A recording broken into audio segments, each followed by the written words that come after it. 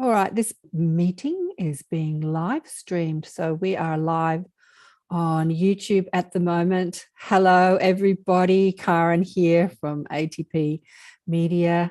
This is another session in the inner sanctum with our very special guest teacher, Jeff Granville. Welcome, Jeff. Oh, thank you. Thanks for having me. I appreciate you and your group. It's so beautiful to see you again. I think you've been busy since I spoke to you last. So Jeff was on the show, how many years ago? Like a year ago? Yeah, it was going on 2. I was going to make mention of that and give you a shout out because you were the first person to reach out to interview me when we started the Higher Self Expo.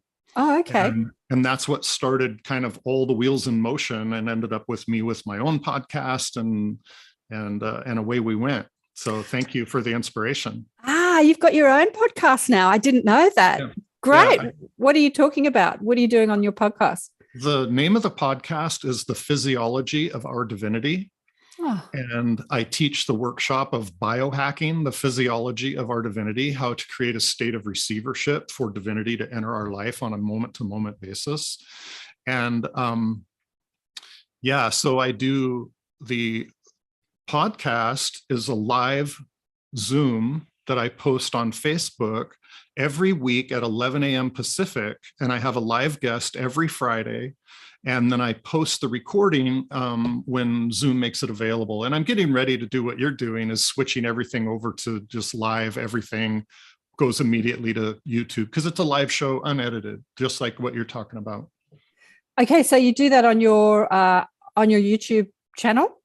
Yeah, it's posted on my YouTube channel after. I'm not going live YouTube yet. I'm doing it live. Mm-hmm. So I post it on my Facebook page, Jeff Granville, and then I'll show the link for the live event so you can be an audience like this. And then I also record it as you do so it can be posted later. Oh, beautiful. I will all have to tune in. We'll all have to tune into that. We've got a few more people there jumping online now. Hi, Michelle. Hi, Sally. I also wanted to mention too, Corinne, that we do have a YouTube channel called Mindful Presence, and it's spelled like gifts with the TS at the end. And so we do have our own YouTube channel. So all of the library of the last year is on there. Perfect. Yeah. And let me read your bio so that people that don't know about you, and because as I said, we discussed your story in quite some detail on the show, but we'll go over it again today for the live audience and for people to ask questions. And before we started recording, Eris asked that you do a couple of mindful exercises with us specifically for physical pain. So we'll do that again today too. Yeah. So when Jeff Granville faced a parent's greatest nightmare, little did he know that a calm inner mental practice of visualizing and breathing, or what is seen today as mindfulness, would save a life. On December 30th, 2014, Jeff's 4-year-old son at the time, Makoy, suddenly became very ill. During medical procedures to save his life, Jeff used mindfulness to soothe and care for Makoy as he was going through spinal taps and other invasive procedures. After Makoy was diagnosed with a rare form of T-cell leukemia, Jeff became a mindfulness practitioner and formed the non-profit organization Mindful Presence, as you say, spelt like present, a gift, to bring the gift of mindfulness, coherence and controlled breathing to pediatric patients, families, and care providers. I think that audience is spreading now, isn't it? Like you're just bringing it to everybody, bringing it to the world. Yeah, that's really, really true. We were able to go into Seattle Children's Hospital in the Ronald McDonald House prior to COVID. But once COVID hit over 2 years ago, we were just starting to do our live workshops at the Center for Spiritual Living here in Seattle. We do, like tomorrow, I have a live workshop at the Center for Spiritual Living. But then when COVID hit, we had to go virtual. Like everybody had to modify their game plan, right? So during that time, I became a mindfulness practitioner and coherence coach at the Center for Healing Neurology in Seattle, treating some of their most stuck patients with autoimmune disorders. And so it really did, when COVID hit, instead of us withdrawing, we just absolutely took off and went public for the general population. Wow, that's fantastic. And what's the response been? Have you had a lot of response? Yeah, it's amazing. As our access to pediatric patients has been diminished, the need out in the general population and the access to the general population through Zoom and other live formats has increased exponentially. So I've had the opportunity to visit with some amazing care recipients and practice my craft. And it is extremely rewarding. It's very straightforward. It's very simple. It's easy to follow, and it's scientifically backed. It's part of our innate ability to biohack the physiology of our divinity, to get to that 0 point of receivership. And that's the core. I mean, it's like when the Center for Healing Neurology refers somebody to me, I might not even get their last name.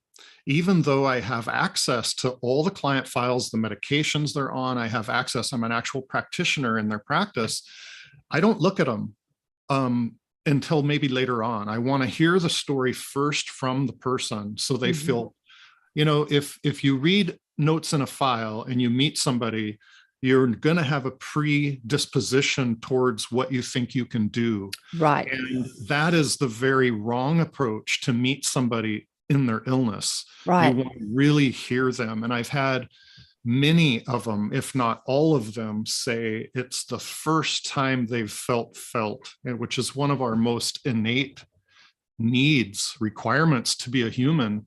The way we're wired in our brain and with our heart connecting to other hearts, we are not complete without other people. I mean, we can go in isolation and be a monk and work on ourselves all we want, but there's certain parts of our physiology that are just made to be shared, and they become exponentially powerful with two people, like mutual coherence or social or group coherence.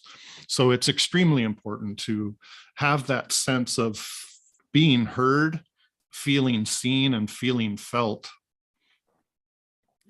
Jeff, I tell you what, I've got the tissues. I've replenished my tissues today. I'm sure I'm going to be crying. Yeah, I love that. I just want to point out too, because that came up prior to us going live, is that, you know, when we have tears of joy, you know, you think of that term, tears of joy. And if you look at like David Hawkins' book, Power versus Force, he has a consciousness scale. And there's only two things above love on the vibratory consciousness scale. And that is joy and then enlightenment, because joy is love in action, right? Love is draining down your cheeks. It's love. It's not sadness. It's love and compassion. So tears of joy is love in action. Absolutely. I have to say, I don't really cry over sad things anymore. I only cry over things that move me. Like I can see I can meet sad things. I can meet horrific things with love and understanding today. But when I feel moved into compassion or moved into joy, I'm bawling. I'm bawling. Yeah, but I love the way you use your language, you know, like hacking. What did you say? Hacking the biodiversity of divinity. How did you, the way you put this is just beautiful. I have to say, I think this conversation is a conversation I have on every show, but you have a way of bringing the conversation of spirituality and divinity into such a scientific perspective. I love it. And that's something that the mainstream can really digest. Yeah. It's, you know, it's one of those things that anybody that's on a spiritual path or religious or awakened or connection with Mother Gaia or whatever it is, we have an innate knowing, and call it your resonance of your heart. It connects with your soul. That's the truth meter. You know, you have a sense of that is truth. And then we have things we experience, you know, we know them to be true. It's the physiology of knowing. And it's, I work with a beautiful PhD doctor, Dr. Joseph Delaney in the UK. And he's like, you know, we know the biology of belief. Bruce Lipton has made it famous, the biology of belief, but we can create biology beyond our beliefs. And I said, wow, because I'm working on the physiology of knowing. And he immediately was like, oh, your biology beyond your beliefs is the physiology of knowing. Wow. And when you actually know something to be true, not just I believe it to be true or I have faith in that, when it's experiential or it really resonates with that truth meter inside all of us, and we get that expansive feeling. And that's one of the things I tell with kids is there's two modes, fear or love, fight or flight or rest and digest. And it's also expansion or contraction. So just being aware of your body and how that feels will give you the right answer every time. And it's like kinesiology, muscle testing. Your body, your heart knows the answer before your mind can even think of the equation. Incredible. Okay, I've got a question. I haven't even finished your bio yet, but that doesn't matter. and to go into your story, we'll go into that in a bit. But so the physiology of divinity, is that what you called it? The physiology of knowing. Yeah. Okay, so here's a question that's come up for me. Can you access divinity through shifting your physiology, or do you need to access divinity and able to shift your physio? Like, which can you do both? Yeah, I think it's both. I mean, it's like if you think of the mind, you know, the mind is not a product of the brain. The mind is consciousness being filtered through a brain and through a body. And thoughts can come up from divinity. We can have a feeling, a sensation in our body, and then we'll think about it and it'll trigger the thoughts to try to describe the feeling. And other times we'll have a thought in our head that creates a feeling. So it can come from both directions. I look at it, you know, just like the electromagnetic field of the heart is a toroidal field. It's like the twisting donut where it goes out, comes in one way and out on the other, and then it returns. Just like a black hole is not HOLE, it's WHOLE. Outside, everything being sucked into blackness is being emitted out the other side, and that's production, you know, from the black hole, the center of that living system. So we can intentionally, that's why my term biohacking, the physiology of divinity, is by doing it, by understanding our innate physiology, the way we're made. If we understand how we're made, and that's where the science buy-in is so important. Like I was going to say, you can experience things and know it, but then when you can hear science that's backed up with testing and makes sense, it adds to the buy-in, and that adds to that knowing, right? So when we know that we can breathe a certain way, position our body, get comfortable with mindful intent, have conscious breathing, we can slow our heart down. We can make the autonomic swing go into homeostasis, which shuts down the triggered left brain fight or flight loop of, you know, I need to get that because I don't have this. It brings us centered. And it literally, if you want the science about it, is that like Jill Bolte Taylor teaches in her book, Whole Brain Living, from her original My Stroke of Insight, when the left brain shuts down, all of the energy goes to the right brain, which is your divinity. Your right brain is divinity. Your left brain is digital, analog, 3D, fight or flight, you know, ego. So when we shut down one side, it powers up the other. Like she says, the brains together, two separate brains, not hemispheres, they burn the equivalent of 20 watts, like a dim light bulb in a refrigerator. Well, if one shuts down like her left brain did when it bled, then all the power went to her right brain. And she was like, how am I ever going to fit down in that little tiny body? She was having an out of body energy experience with her right brain. And so to answer your question, if we know that about ourselves and it's innate in all of us, then there are certain things we can do intentionally, consciously, to set up that state of receivership for divinity to come in. I mean, it's in us all the time. We are of divinity, but we lose that connection to it because of our thinking mind, because of our left brain triggers.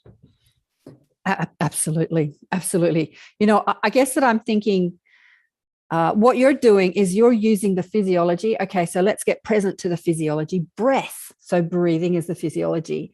Yep. And then I'm going to change my physiological state. And when I change that state, I'm going to access more of my divinity. Let's call it divinity, or super consciousness. Like there's conscious, subconscious, superconscious, which I think all, spiritual teachers are talking about. And then there is like, okay, I'm going to sit to meditate, not necessarily looking at the physiology, but just looking at the mind.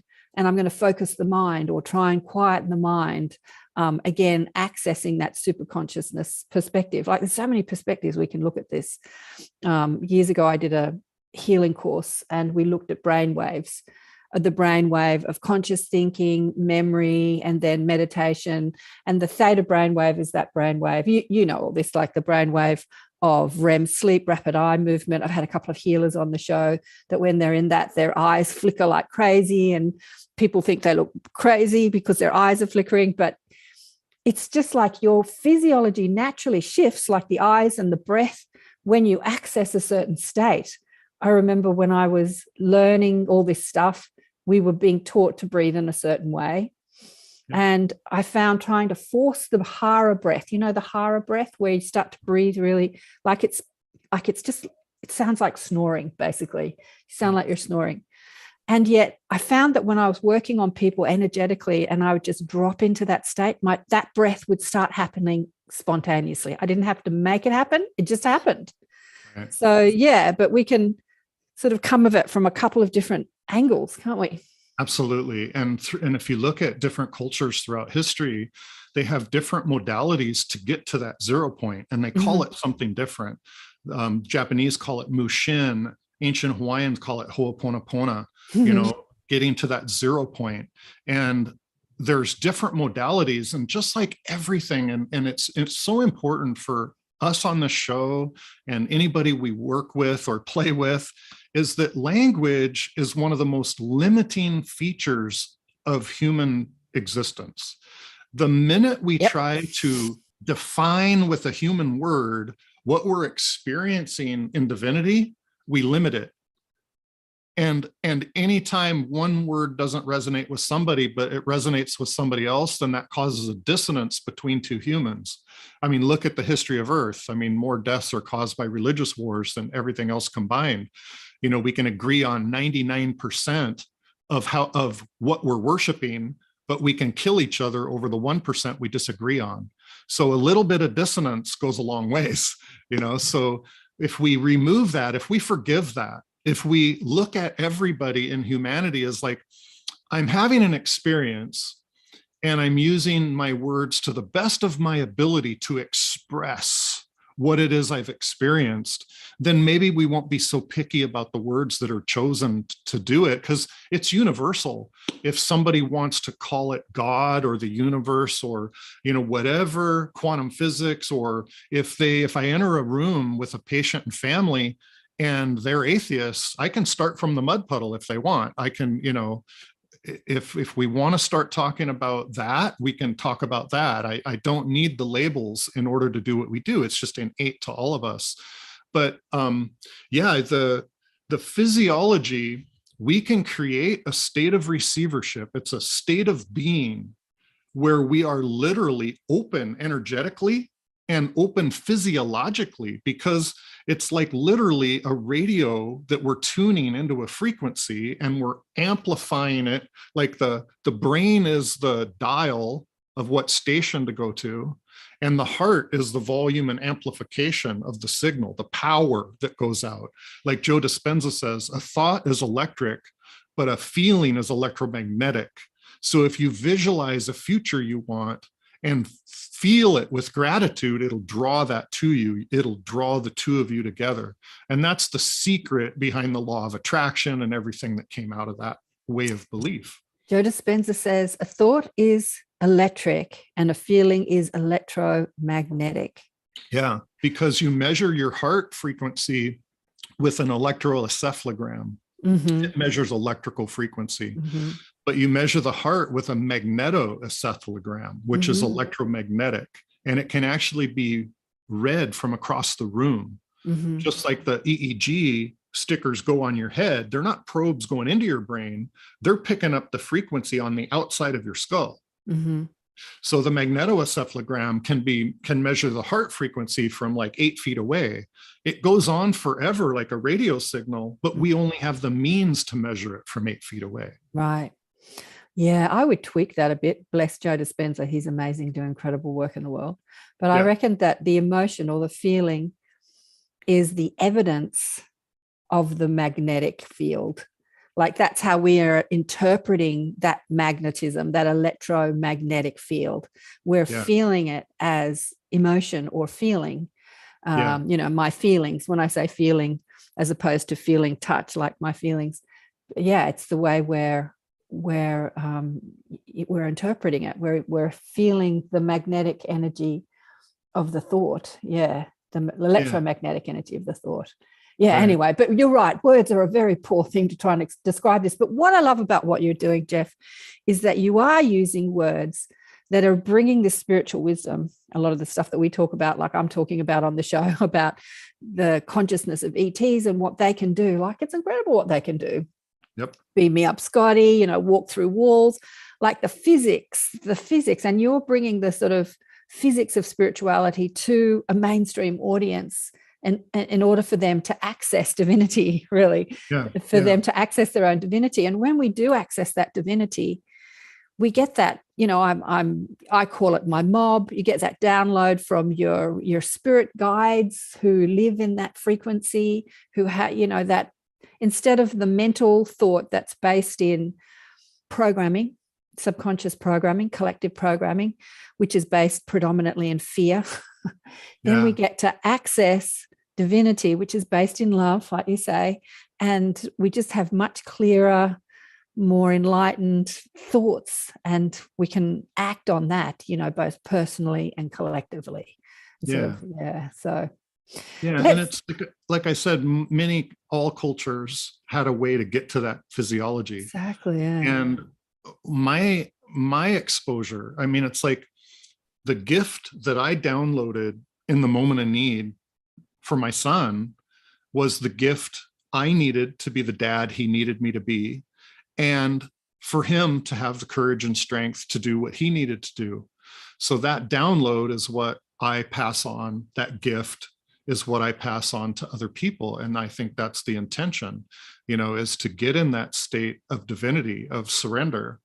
And it's like we talked about thoughts coming from emotion, or thoughts create emotion. It's a two-way street. And I think divinity is that same way. Is like we can be approached by divinity, or we can set up a physiology to call out for divinity, to make a home for divinity, for that connection. So like we can go out in nature and you can hike up to a vista view and be awestruck. And awe is the vowel sound of God, and you're leaning to the right, you're in the right brain of divinity, your heart opens, and you have divinity, a divinity moment, a divine moment. Okay. And it's reached us from the outside, but it's by effort we took to get to a place where we'd be struck by divinity. And what we do with the breath work, like many other cultures teach, breath is the gateway. Breath is the gateway. It's inspiration. It's called inspiration for a reason. Inspiration is the breath that fills the soul, right? So that's what we do. It's a very simple practice. And I do it with people who have just received diagnosis, people who are stuck in a medical emergency crisis. And it's trying to create calm during chaos, be the eye of the storm. Right. But for many of us that follow these workshops and these practices, we have practiced yoga and breath work, and we're not in a emergency environment, but the world itself can be a very triggering environment, and right. Stress not treated as toxic and chronic as disease, right? So it's all about being mindful and creating a sanctuary space through your breath work. That divine moment is a sanctuary space, and then we want to carry that into the world in every heartbeat and every step we take. Unlike, I love meditation. It has many, many followers and practice. I love it. But Many people will look at meditation as going into a room for an hour, quiet, dark, chant at a candle for an hour or whatever your practice, and you're trying to cure the ills of the last 23 hours. So you go through a hectic world for 23 hours and you try to fix it in one, and then you go right back into it the next day, where mindfulness and a state of coherence and a state of physiology, of divinity, is something that you carry with you, like the Japanese do with Mushin and the ancient Hawaiians do with Ho'oponopono.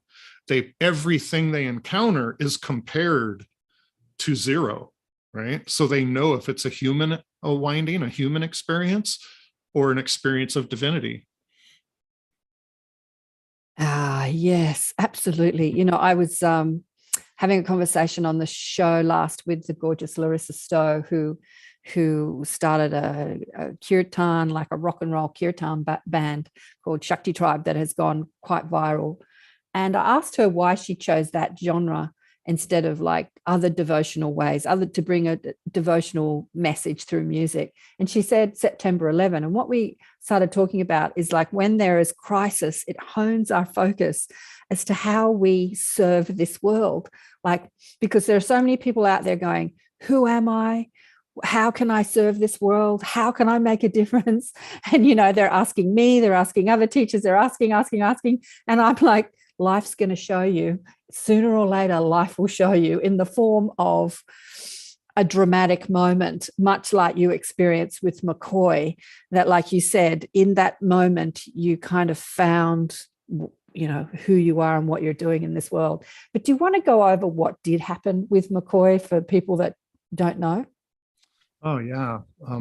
I'll go there for you.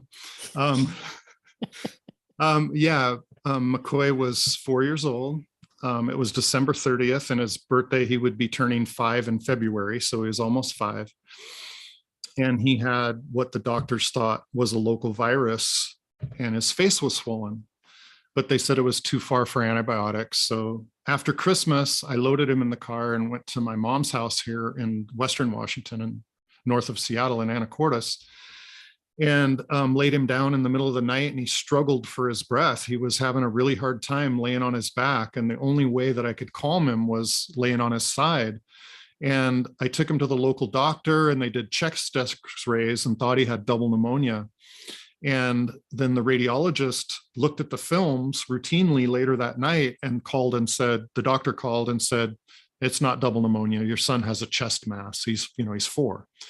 And so they said, if we don't get approval for a CAT scan, you need to take him to Seattle Children's. So we didn't get approval. The next day, I took him to Seattle Children's Hospital, took him through the emergency room doors at about noon. And at 1 o'clock, they had taken a lab draw and pulled me outside his room and said, your son has leukemia or lymphoma. His white blood cell count is over 400,000. But the problem is we can't treat him. We have to be able to pull spinal fluid to see if the new leukemic blasts, the new leukemic cells, have passed the blood barrier. Because it's a law, AMA law, FDA law, Western medicine law, you can't treat with chemotherapy until you've tested the spinal fluid. Because if it is in the spinal fluid, they go one way with radiation. And if it's not, they go chemotherapy. So they won't give treatment without spinal fluid. And they said the reason we're stuck is oncology wants to give chemo, but they can't do it until surgery pulls spinal fluid. And surgery says we can't pull spinal fluid until chemotherapy brings the swelling down. Because he was so lymphoblastic, he had so many tumors around his throat and his heart and his superior vein that blood could go to his head, but not return to his body. So his head was swollen, his eyes were actually swollen shut. And then his airway was the size of a pencil lead. And they said it was like his heart was beating inside 100 rubber bands. So if they tried to sedate him at all for the procedure, he would lose cardiorespiratory tone and die. And they said, we've seen you help him through a lab draw and an IV placement, an oxygen mask, when he was having difficulty, you were able to talk him through it. So we think the only thing we can do is get permission for you to enter the surgery room and try to talk him through it, try to keep him calm. And I had virtually zero exposure to anything like this. I was actually, phobic of the doctors. I don't like hospitals. I vasovague. I start to pass out with lab draws. I don't like seeing blood outside the body. All that stuff triggers me. And here I am in a situation where they're going to have to do emergent surgery on my son, and I'm going to have to be at his bedside. So I had to get myself together. That's what I said when I mean I needed the download, the gift from Divinity to be what my son needed me to be, that calm. And what it was for me is after the doctor pulled me outside the room, and the rooms have the glass doors and it's like a fish tank. And I'm standing out there, and my son, he can't see, his eyes are swollen shut. So he was alone for the first time in like a day and a half. And I came back in after I got the news, and I was literally standing there. Why, God? Why would you do this? How could this happen to my innocent 4-year-old boy? And do I even believe in a God that could allow this to happen, let alone administer as punishment or a soul contract or what, boom, I'm just blowing up. And in that moment, I fell to my knees because my son struggled for a breath, and it caught my attention, and I literally fell to my knees, and I just knew right in that moment that I was given everything I needed to help him the most, which is just to be there and be present and not let him feel alone. Don't let anybody hold him down. Don't let anybody surprise him.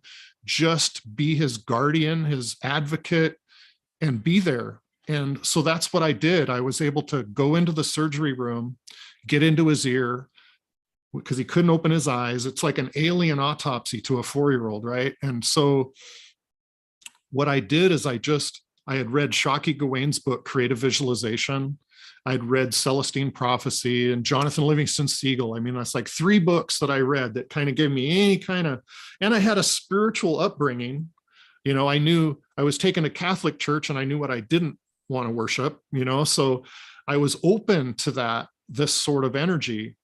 And Divinity, I had had experiences with Divinity throughout my life, and I had a knowing about Divinity.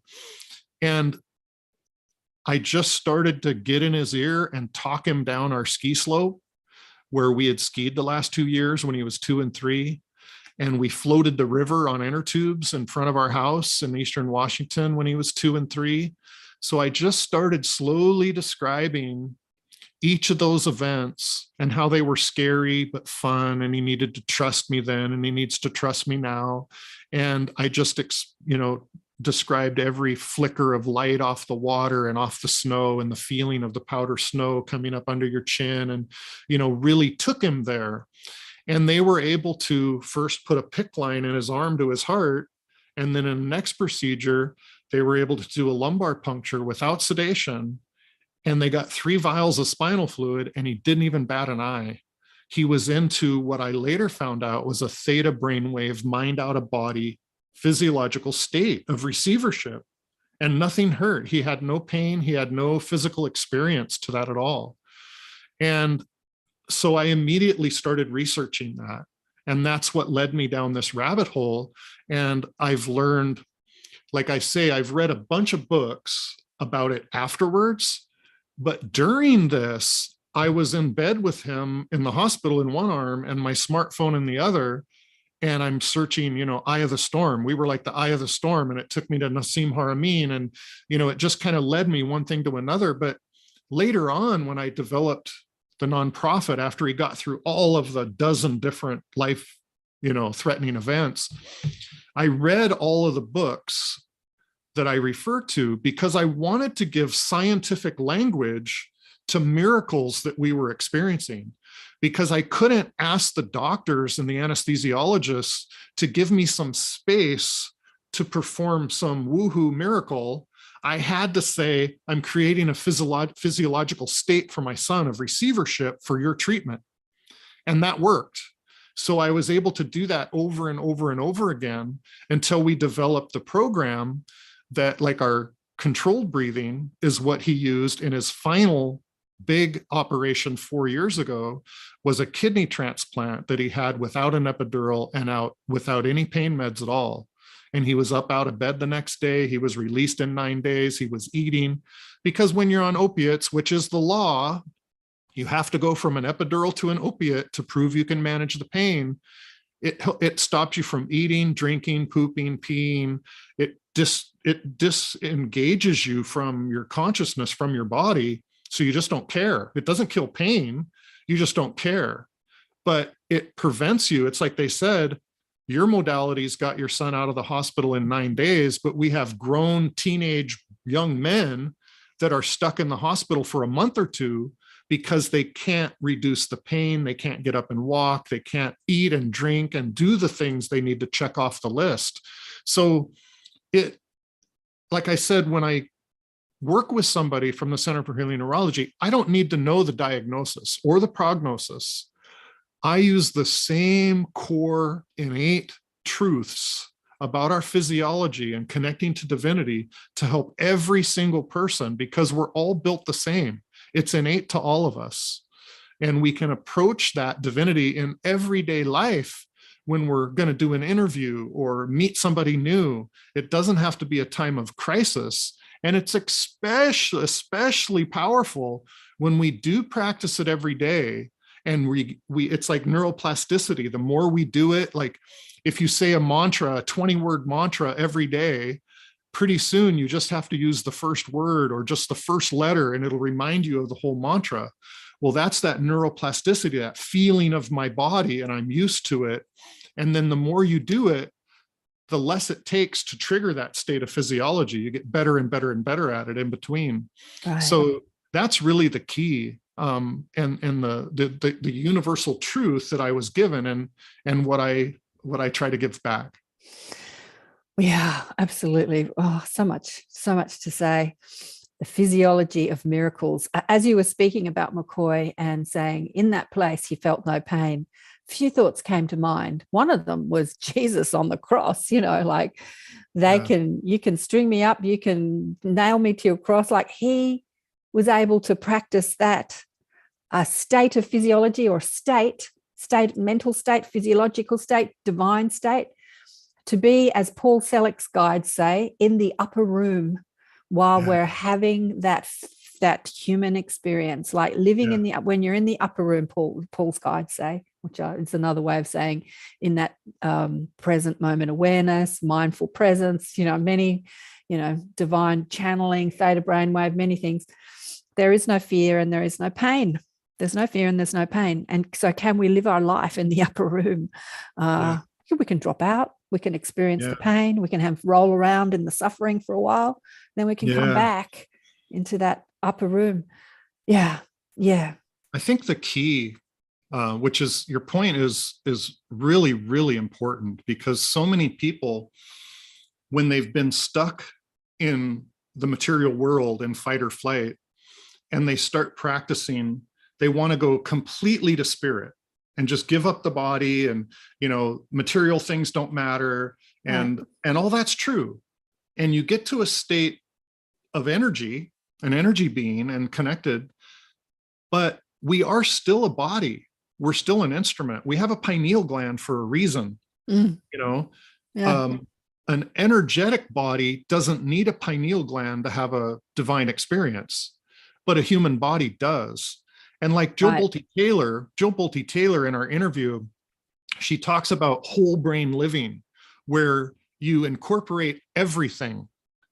And she says, at first we had a reptilian brain and we had a right brain of divinity, but we didn't have much left brain at all, because it was just triggered to the fight or flight, like watch out for that saber-toothed tiger. And that's all it needed to do. But once we started eating protein, because we made tools and we started writing language and having words and hieroglyphs, that's all left brain phenomena, and it grows. And then it diminished our connection to divinity. But the thing that grew last was the prefrontal cortex, the thinking brain, the decision, the free will, the personality, the decision-making. And when the left brain gets triggered into fight or flight, into chronic stress, it draws all the attention of the thinking brain into trying to solve matter with matter in the now. Okay. But her definition of integration and evolution is when we join the two halves together, like complete whole brain living. You don't have to deny the flesh to be spiritual, right? Yeah. You don't have to, and one enhances the other, right? You can have euphoric moments in your body that are spiritual moments, right? And it's like, you know, I love the image of souls standing, waiting to come in line to come to earth. And the one in front is like all giddy and they're saying, well, what are you so excited about? And they say, well, I get to go eat chocolate. You know, like your energy being can't taste chocolate, can't have sex, can't do all the things that bring enjoyment in a physical body. Right. So we're really here to incorporate, you know, it's like Wayne Dyer passed on what he said about, you know, we're not physical beings here to have a spiritual experience. We're spiritual beings trying to have a human experience, right? So we don't want to ignore one to be the other, right? You don't want to just go into a cave and be a monk and practice your practice, or go into a room for an hour and meditate or all day. You have to integrate that into your daily life. And not you have to, but the goal would be to, and the next level of evolution for humans is to fully integrate all the parts of our brain and body and soul and be that light on the face of the earth constantly. Right. Absolutely. And yeah, I don't know if I can talk about this on YouTube, but let me just say that anything that we bump up against that might not be for our highest good, you know, in that state of mind brainwave coherence, or in that, we can transmute it, you know. Absolutely. Like, yeah, people are so worried about certain allopathic things that are being rolled out, and you can transmute it. Yeah, I mean, I just had this conversation. I had a 3-hour Zoom earlier today. All right. With somebody that a friend, a beautiful friend, and it's like, you know, when you're in a state of divinity and receivership, your immune system is boosted. You're not in fight or flight. You're not having digestion problems. You're not having sleep problems. You're in divinity. You're in a very high state of being. And if you look at, like, say you had a McDonald's hamburger, or you had the healthiest meal you could have, if you are in your state of divinity and you have a high vibration and you aren't afraid of that food, you can eat that food and get more nutrition out of it than somebody who's triggered and closed and in fear eating the most healthy meal on the planet. Exactly. You're going to get more out of it. And there's a really good example is my son Makoy. His immune system is suppressed because he received a kidney from his mom, and the immune system constantly tries to kick it out. But he's in such a coherent state. Like, some parents will tell their kids to name the kidney after the person who donated it, or it's like my mom's kidney. Well, no, it's not. It's not foreign. You know, the atoms in that are the same atoms that make you, and it's all energy that creates form. So let's just accept that as your own tissue. So you're not starting a fight within your being. And he requires very, very little immune suppressant in order to get the numbers they need, so he maintains his kidney function, right? Well, if now he got COVID, he's vaccinated because it's mandatory through the hospital. Mm-hmm. And we receive that vaccine in the same way. This is only going to do what's good and leave your body unharmed and just pass through. We're energetic beings and we can make that decision. So we received the 2 vaccines. He later got COVID. He spent the morning in the hospital because he had 102 fever, and he's a high-risk patient to them. And he just kicked its butt. I mean, his immune system just handled it. He had a fever that morning. It broke by the time we were in the emergency room. They checked all his labs. They did his blood work. They checked everything for viruses. And they said, there's nothing we can do for you. Your immune system is handling this beautifully. And they let us go home. Wow. Okay, this is an immune suppressed child. But again, if he's open and receptive and connected to divinity, his immune system is going to be way stronger than any other person who's living in fear and triggered, and it's naturally suppressed from the inside. Because, you know, it's like they say, if you have a cut on your hand, your immune system heals it automatically. We don't need anything outside of us to heal that wound. But if we're triggered into fight or flight, like the saber-toothed tiger's chasing us, all the energy, creative energy, goes to surviving, not fixing that wound. So if we can be in a state of homeostasis, of receivership, that wound's going to heal because we're in rest and digest and rebuild, right? So it's all relative to your state of receivership. It's all relative. There's nothing we can't do from that state. Exactly that. Divinity. And in saying that, so you said that, okay, so Makoy is on immune suppressant drugs, which greatly reduce your immune function when you're on anyone that's had any transplant, and your lymph doesn't flow, and people swell up and look like balloons. Like the immune suppressant drugs are pretty hideous. But you're saying he's on a very, very, very low dose.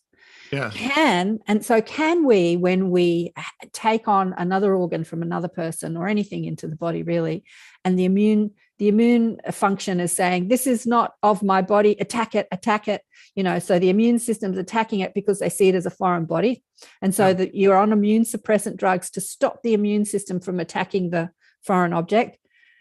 Can the body completely and absolutely accept the other cell's organ as a part of its own, like without having, like, can he get off those immune suppressant drugs? That is actually an intention of ours. Right. And we try to be very careful about those words, because it's one thing to have from your physiology of divinity to have a clear intention, but it's very important to remove the necessity to have an agenda for a human outcome, because we often attach our left brain thinking to the need of an outcome instead of just being present in the event. And the best way to have the best possible outcome is just to be present in every moment of the event. So we have an intention that there is, you know, you look at homeopathy where you have a little bit of a substance and it goes in a water and then that becomes printed. Well, we're water, you know, and water has memory. And as long as you're not closed off and body armored in fear, then your cells are constantly getting upgraded signals from divinity on how to be in your environment. The perfect match for your environment, divinity will give you what you need. But if you're struck in fear and you close off that portal to divinity, then you're stuck in fight or flight. And you know what you need and what you can do are completely different. So we hold space like they do. They actually call it, we give him a whiff of these medicines, because it's like the lowest dose they've given anybody for what he's gone through. And it gives them the numbers they need for kidney function. So it's like, yeah, we're giving him just a little bit. And we would love to think that if, you know, the sky fell and we couldn't go to the hospital anymore, that we could sustain his wellness without those medicines. Yes. Yeah. Right. Yeah. I think we can. Yes. I have no doubt. Jeff, I mean, it's in my knowing. It's in my knowing. I think we can all sustain our health without the need for any medicines. Blanket statement. People will say, no, oh no, we need these, but blanket statement, but maybe I haven't. So Kristen's got a great question here. Darling one, do you want to come on and ask? Do you want me to spotlight you, or do you want to stay unspotlighted? Please come on. I'm spotlighting you. I don't mind. There she I'll be brave. This is Kristen. Hi, Kristen. Hello. Hi. Nice to meet you. I'm a little you. intimidated by your big brain because you're super smart, but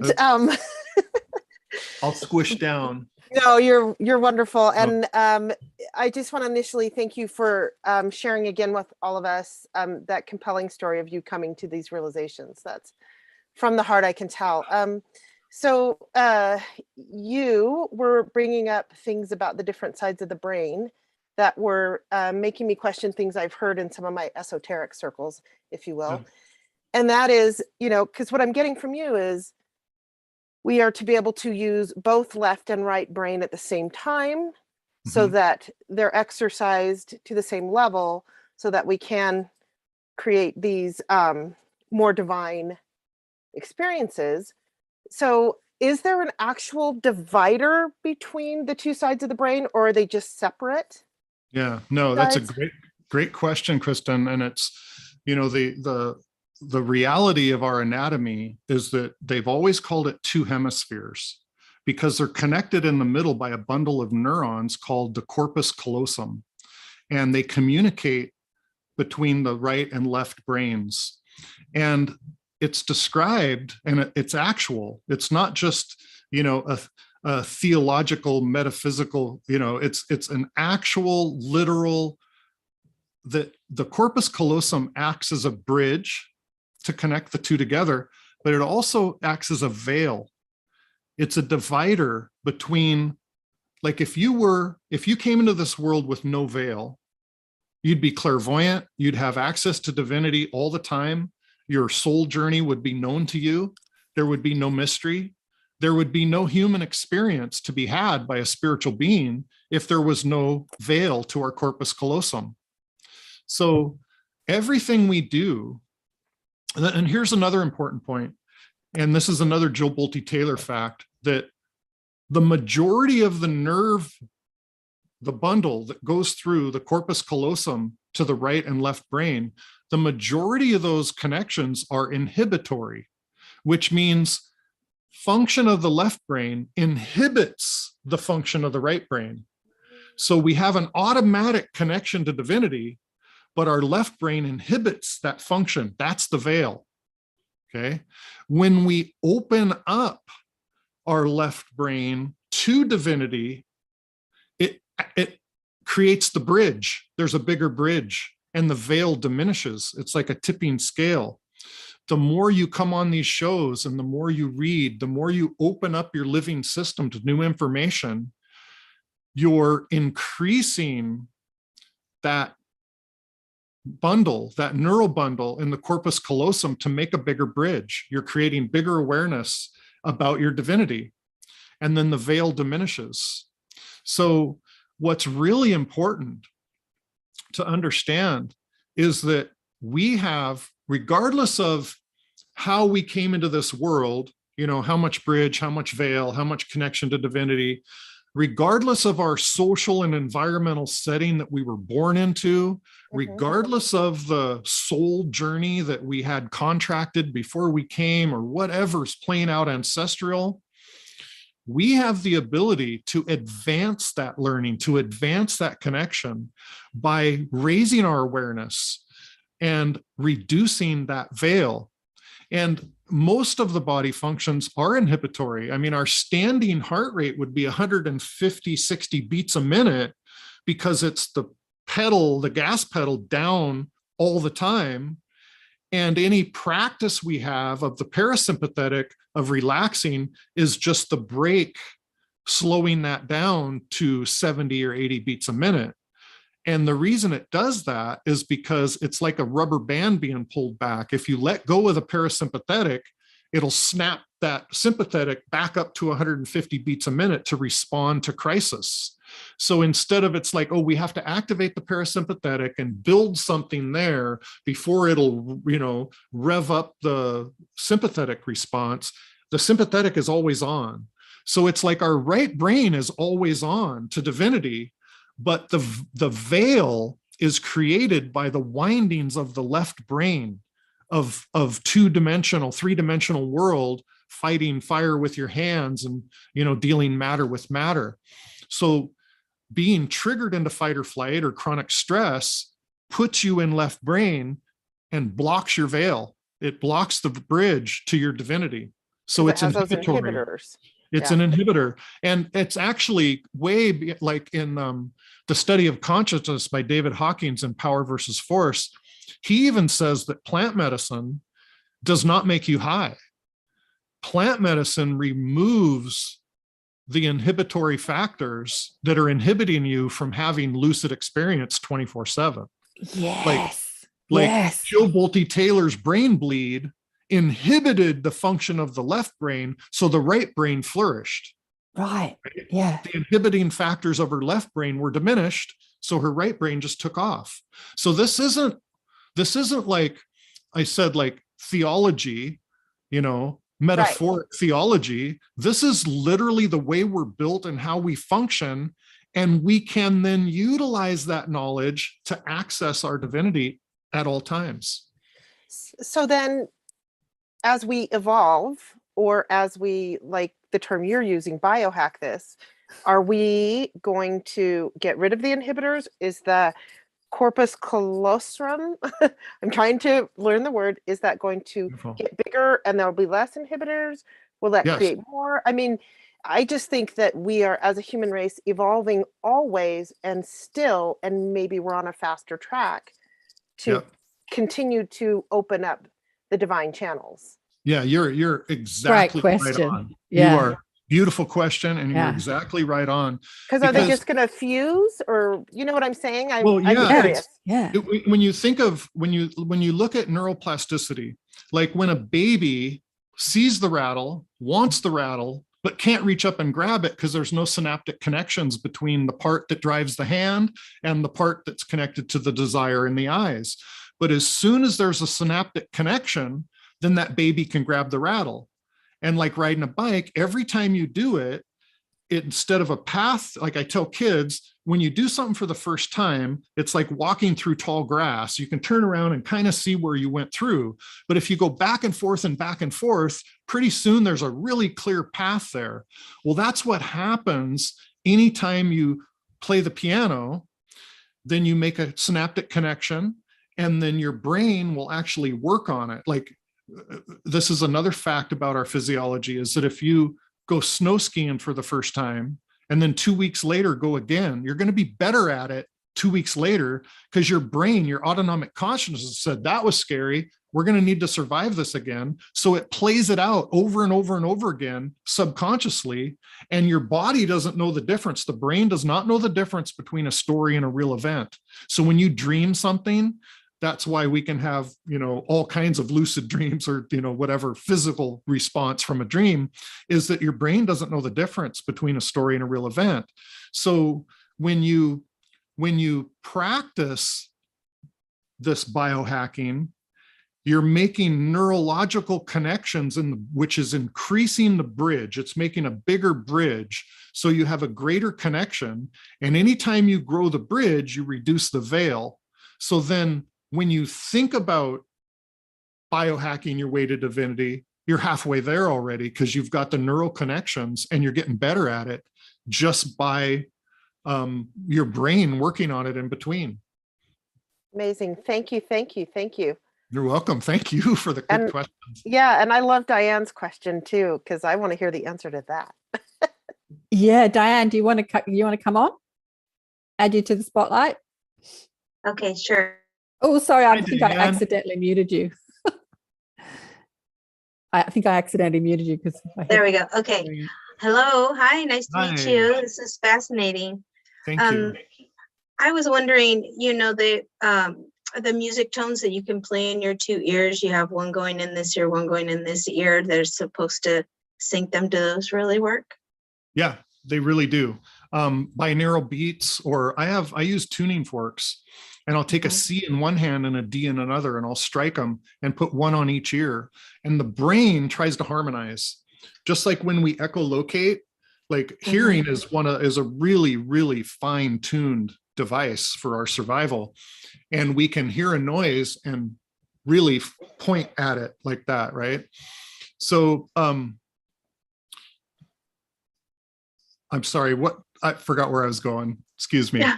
Oh, just the two different tones, and that with the different beats. So yes, thank you. So it tries to equalize. So it naturally tries to harmonize the two sounds, and that's integrating the right and left brain together. Okay, so like the left brain in another level of function controls the right hand, and the right brain controls the left hand. Right? But if we intentionally practice things with our offhand, it'll develop neural connections that weren't there before. So we can use, equalizing sounds, or like snapping this finger and snapping this finger will bring you into a dual brain system where you're not dominated by one side. So those are all ways that you can trigger the homeostasis and balance between the left and right brain. Wow, that's awesome. Thank you. Yeah. Sorry, I had a pause there, but that's okay. I do that all the time. I've got so many thoughts running through my head, so many questions, and then as you're talking, you've kind of gone past my question, and I'm like, okay, I'll have to skip that one, and then I'll forget where I am. Well, there actually aren't too many other questions, but I just wanted to get back to what Kristen was saying about, are we going to join those two hemispheres? Like, I've heard that evolved races, ET races, do have one hemisphere of the brain. There's no separate lobes like we have with the corpus callosum connecting. It's just one brain.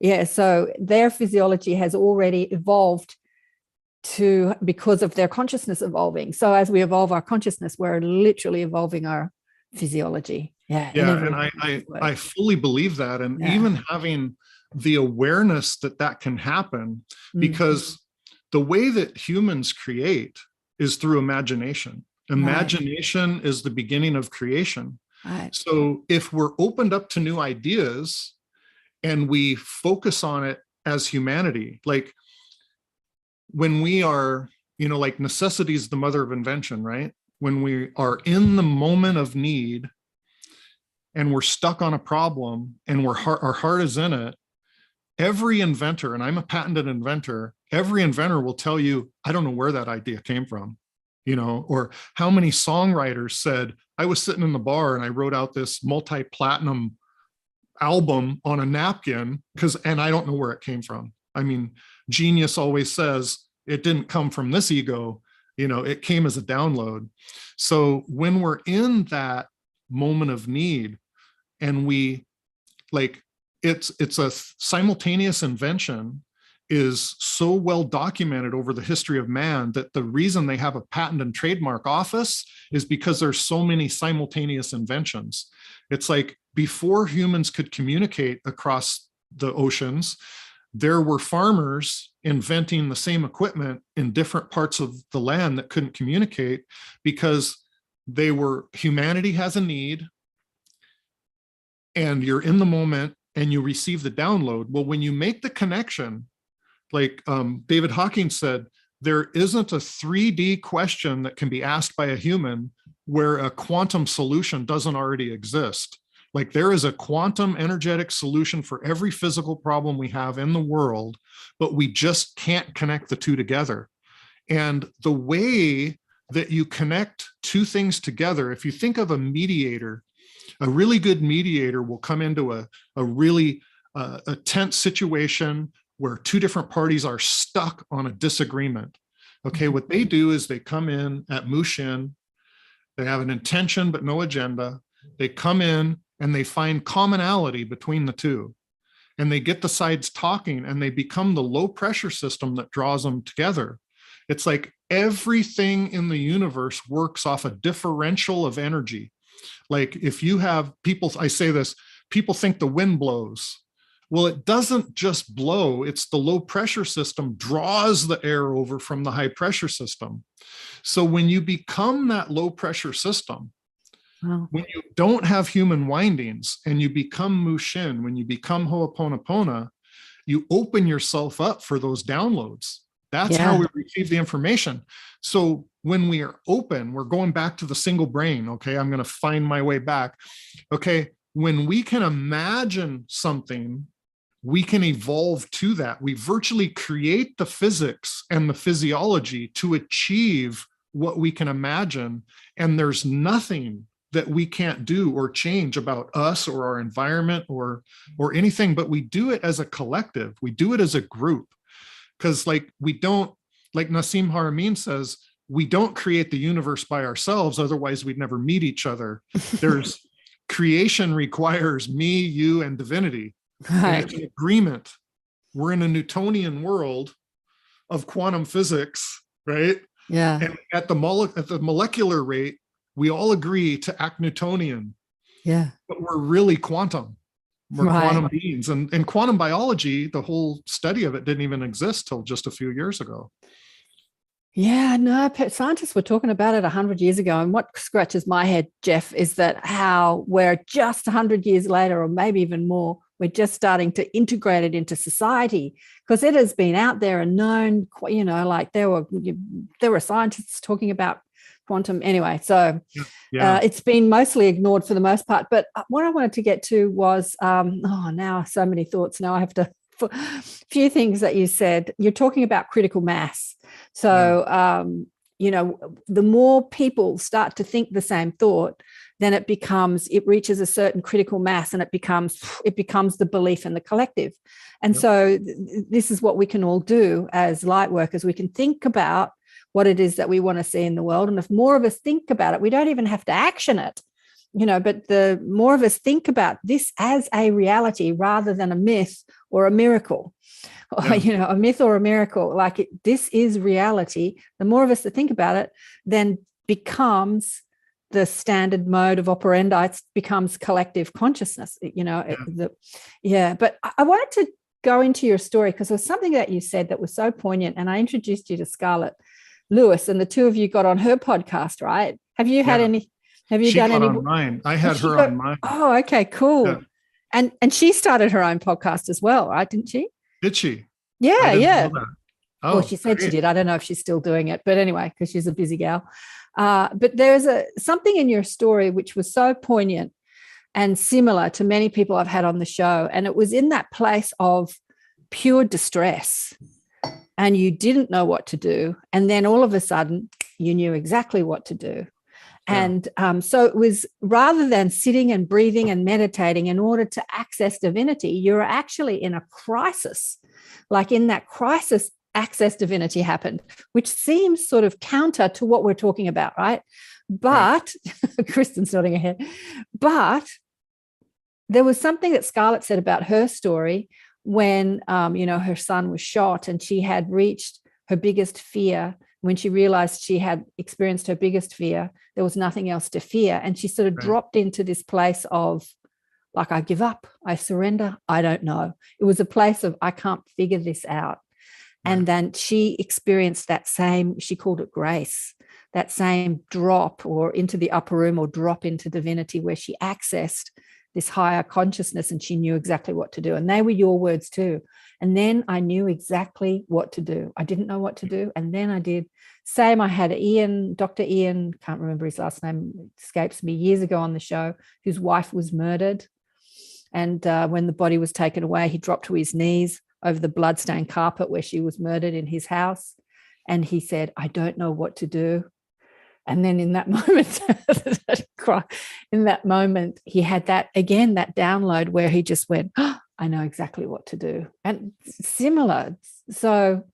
Yeah, I believe it's a divine moment. I mean, we are open to divinity when we're in crisis. And there's, holy smokes, there's all kinds of science that, like Joe Dispenza, he does coherence work with heart math equipment, where he reads heart rate variability that tells you when you're in homeostasis, you're swinging in the autonomic swing between sympathetic and parasympathetic, and you achieve homeostasis.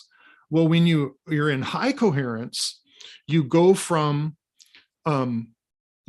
theta into gamma, and he has what they call gamma-gasms. They read them with the EEG, that they're just all over the place. You're having this experience, out-of-body experience being registered in your brain waves and in your heart coherence.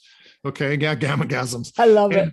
So you have two branches. If you look at the parasympathetic and the sympathetic branch, okay, you can reach gamma out of fear in a near-death experience. And what it is like when you're in a situation where you need to survive it, like your autonomic consciousness's job is to keep you safe, keep you alive and thrive so you can procreate and pass on your DNA. So it's constantly watching out in your external environment, and it creates an internal environment to respond to the perception of your external stimuli, right? So you're constantly creating the state of physiology to respond to your environment. Okay. So when we realize that, when we can biohack our way into a neutral state, then we can shut down that chatter that pulls us away from that divinity and open ourselves up to receive that download in the moment. And that's, like I say, it's and the word surrender, I think, fits better than giving up, because here we go on language, right? It's like, I can't process with my left brain any way out of this. It's not something I've experienced. I can't think my way out of it. And you just kind of surrender. And in the love of the moment, you're just at zero, like immediately, and boom, the answer comes in. And I think that's how, we're talking about tachypsychia. When you're in that near-death experience and the autonomic consciousness says, I'm going to need to survive this again. So it records more information per second than normal. And when you have like a near-death experience, it might take 2 seconds, but in memory, it's like 20 minutes long of I twisted and I fell and I landed on my back and I rolled over and I saw this cloud and you're describing all these details. And it's literally called tachypsychia because it changes the way we record time in our brain. So that's a form of gamma. That's where you are triggered in fight or flight. You see a near-death experience and you become so coherent in the moment that you can respond in a superhuman way. Okay, well, that was reaching gamma through the sympathetic side, the triggered side.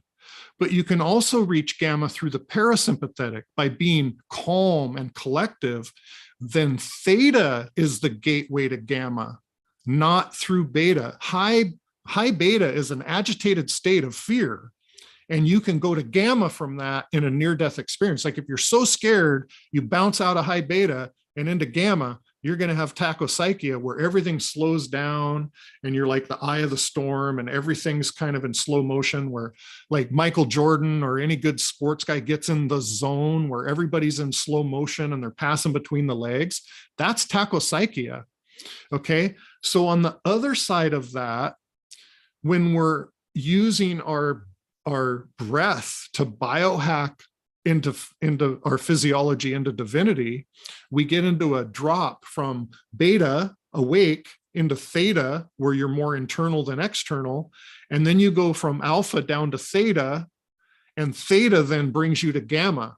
So you meditate or breathe your way, coherence your way down in the parasympathetic and reach gamma from that. So that's an intentional path to gamma versus the reacting to a life event like a near-death experience. So anyway, that's kind of long-winded, but that's but this is what the rishis and the gurus have been teaching for thousands of years, in fact. Yes. With their breath and meditation practice. So there haven't been too many questions. There's been a lot of comments on YouTube. Hi to all the people watching live on YouTube. We've got Lizette, Misty, quite a few people, Imba, Michelle, quite a few people. But maybe we want to do it, as Eris asked at the beginning of this, do some practical stuff, get into the practice of this. So we were talking about physical pain with Eris, experiencing a lot of physical pain after having multiple spine surgeries. So we can use it for physical pain, but what you're saying is like what becomes a practice for maybe physical pain just becomes a lifestyle, a practice, a practice. So do you want to lead us through something? I have 4 main breathing exercises, and they go linearly. When we're triggered, when we're in fight or flight, I have a breathing exercise called the reset breathing. And what we do is we take in as much air through the nose and a nasal inhale as possible for 4 seconds. Now, you're going to max out at 3, but that's the point. If you're stuck in fight or flight, like you're at warp 7 and you're stuck, your autonomic nervous system is not swinging between, like when we breathe in, we trigger the sympathetic nervous system and our heartbeat speeds up. And when we exhale, it triggers our parasympathetic nervous system and our heartbeat slows down. When HeartMath measures your heart rate variance, it's measuring that like a sine wave over time. You breathe in, your heartbeat goes up. You breathe out, your heart rate goes down. That's what homeostasis is. And that's when you're coherent, the term coherent. Your heart and mind are together and you're in balance and homeostasis. And they say it's like a tennis player waiting for a serve. You don't know which side that serve's going to go to, so you rock back and forth so you can respond. Well, that's what the autonomic nervous system does in homeostasis. So when we're stuck, it's not swinging. It's not going down into parasympathetic. It's just stuck, and our heart rate's fast and our breathing is shallow, so we can respond and fight and run. Okay. So when we're triggered like that, we want to do a reset breathing where we breathe in sharp for 4 seconds, and it triggers the sympathetic nervous system at a higher rate than it was stuck at. Like if you're stuck at warp 7, it'll trigger you to like warp 8 or 9. And then we do an oral exhale for 8 seconds, making an O sound. And that triggers the parasympathetic and starts the heart rate going down. And then we go to our controlled breathing right after that. And then it keeps that swing going and creates homeostasis in our body. So that's a lot of explanation. But the first one is the reset. The second one is the controlled breathing. And it is simply gently breathing in your nose for 5 seconds. And then gently exhaling out of the mouth for 6 seconds, because it's important to have a longer exhale. And we make the ah sound with our vocal cords, because when we make the ah sound, the vocal cords vibrate the vagal nerves and release serotonin into the bloodstream, spray it onto the heart to calm the heart rate and blood pressure. And it can even release serotonin into the spinal fluid to block pain signals to the brain. This is the breathing exercise my son used through his surgeries to have no pain meds and no epidural. So that's a very important one. But then we move to what I call coherence breathing. And without the HeartMath to verify the swing of homeostasis, and I would like everybody, if they could, just find your pulse on your wrist or in your neck or your femoral artery, but your wrist if you can. And first of all, is there anybody who cannot and has not been able to lately find their pulse on their body? Everybody can? Or you, Michelle? Yeah. Okay, if you're having trouble finding your pulse, then what I want you to do is just know where to go right inside that bone of your wrist. And imagine if you could, this is actually a very important point, because many people I work with autoimmune diseases can't find their heartbeat. No doctor or nurse can find a heartbeat on their body without a stethoscope. That's because they're so triggered, their muscles and their veins shut down, and you cannot find a pulse. There's so much autonomic tension, which causes disease. So if you can find your pulse, that's great. Remember where it's at. If you can't, just go to that spot and remember, imagine if you could, and maybe you will be able to after the first 2 breathings. But if we want to go through those, what I'll do is I'll do the counting, and we're going to do the reset breathing first. 4 seconds in the nose as much as possible. 8-second exhale with an O, puckered lips. 1 cycle of that. And then we're going to do 5 cycles of the controlled breathing, gentle in the nose and gentle out the mouth for 6. And then we're going to reach for our pulse and see if we can find it. And then we're going to switch.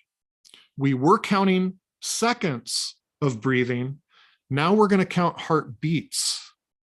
You're going to count 5 heartbeats in your nose and 6 heartbeats out your mouth. And what you'll notice as you do that is that when you breathe in, you can feel your heartbeat speed up. And when you breathe out, you can feel your heartbeat slow down, especially like on 4, 5, and 6.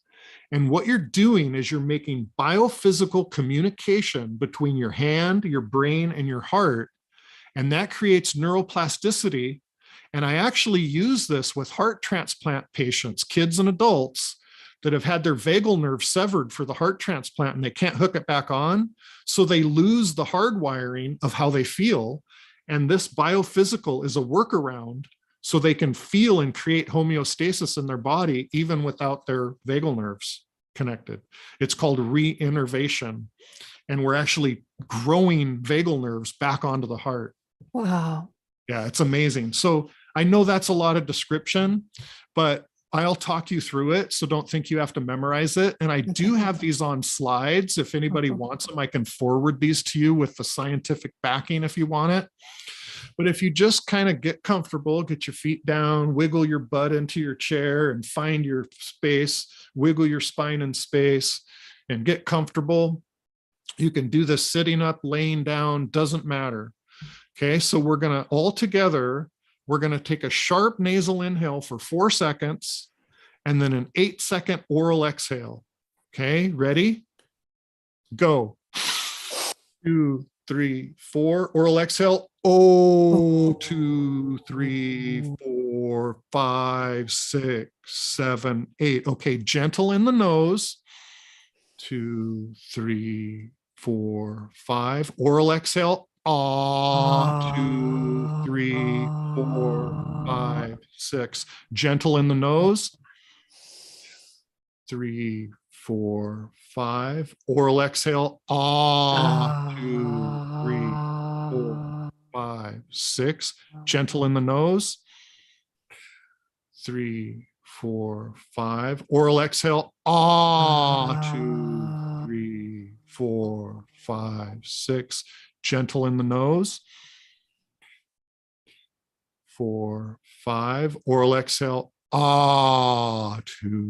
3, 4, 5, 6. One more. Gentle in.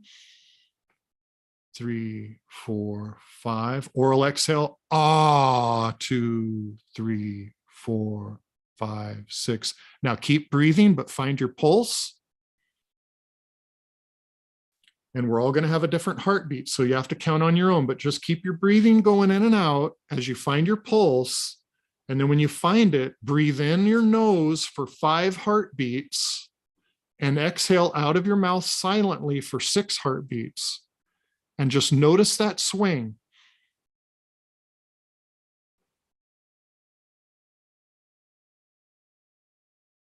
And as you breathe in, notice it speeding up. And as you oral exhale, notice especially on 4, 5, and 6, it'll start to slow down, like stair step it down with your conscious intent. And breathe in.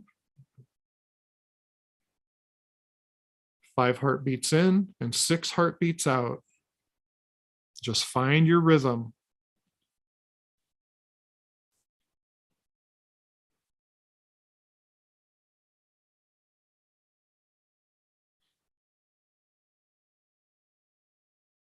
Okay, everybody do one more cycle, 5 heartbeats in and out at your pace.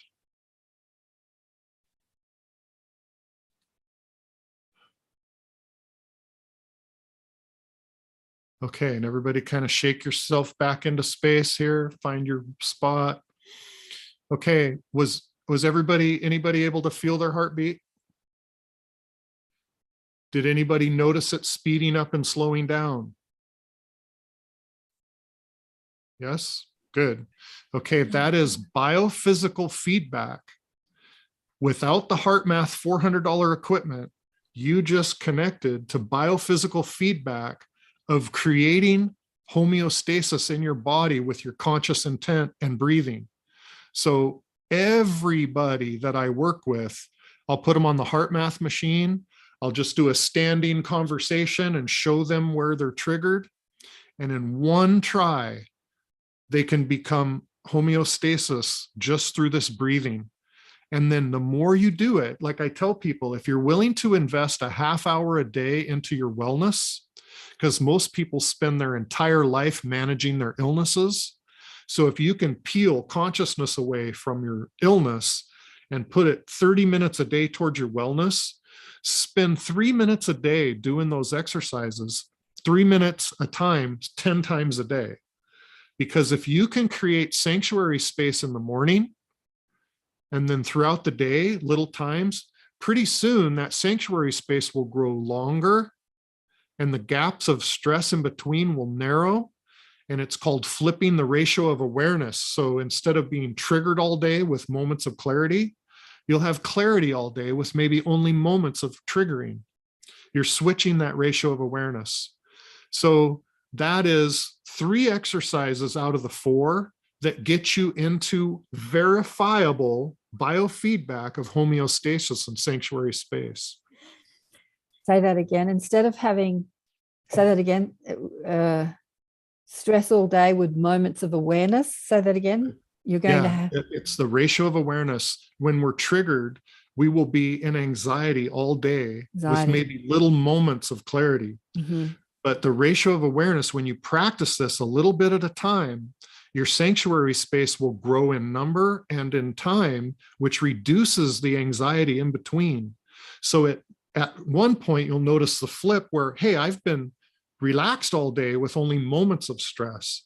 And once you create that sanctuary space, that Mushin, that Ho'oponopono 0 point, you recognize anything that's not. I think that's one of the things I love about the Ho'oponopono practice, is because they teach in their culture that the essence of everybody's soul is peace, joy, and love. And they're natural states of being without human opposites. Like human love has an opposite. It's hate, it's jealousy, whatever. Okay. And it's temporary, which is an important point. Because if you can get to 0 through breath work or practice of whatever belief, you get to 0, and you realize that everybody's essence is peace, joy, and love with God's fingerprint of who you are individually, then you'll recognize when something's not peace, joy, and love. So when you create that space of sanctuary space, of homeostasis, of essence of your soul is who you're being, who you are, your peace, joy, and love, you'll notice really quick when something's not peace, joy, and love. And the important part about that is you can face that emotion, that trigger, breathe in one time and exhale it and just feel it for what it is. And it won't linger. It won't build. Jill Bolte Taylor proves that the lifespan of any emotion is only 90 seconds. But if you focus your mind on it and engage your heart, you can be in that negative emotion all day long.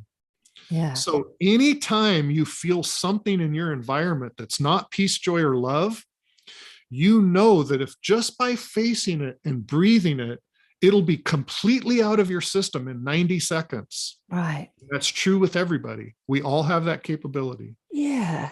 Yeah. I guess I would say that it's not the environment that's not peace, joy, and love. It's how you're perceiving the environment.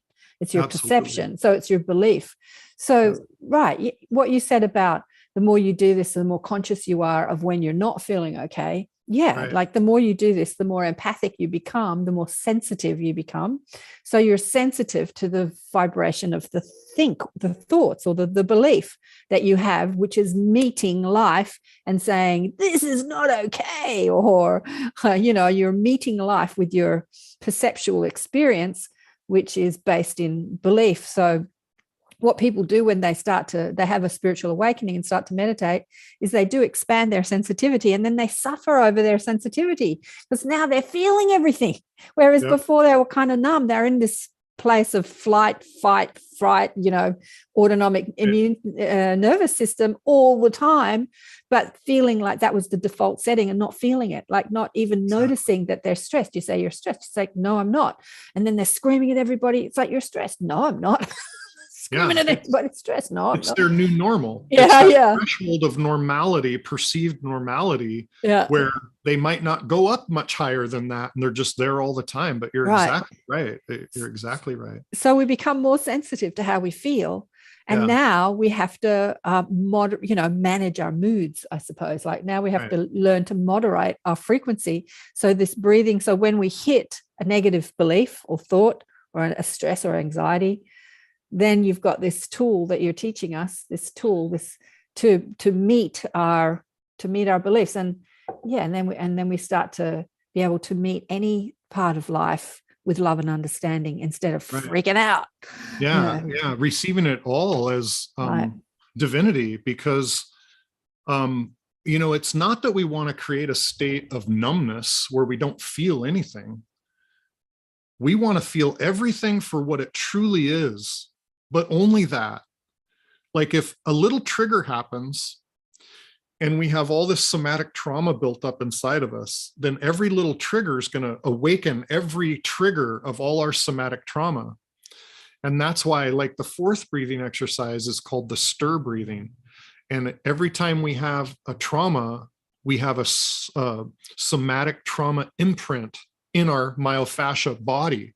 And our energy body tangles with our physical body and holds trauma. It's called an event-specific biological marker.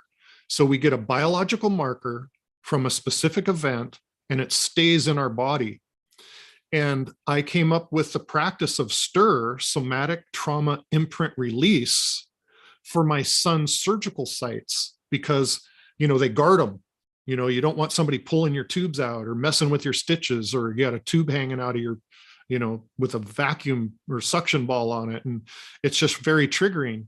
And we'd have to change dressings over his tubes for his catheters and things like that. So he would guard that. But I was shown a way, another download of how to approach something and back off. And you approach it and back off.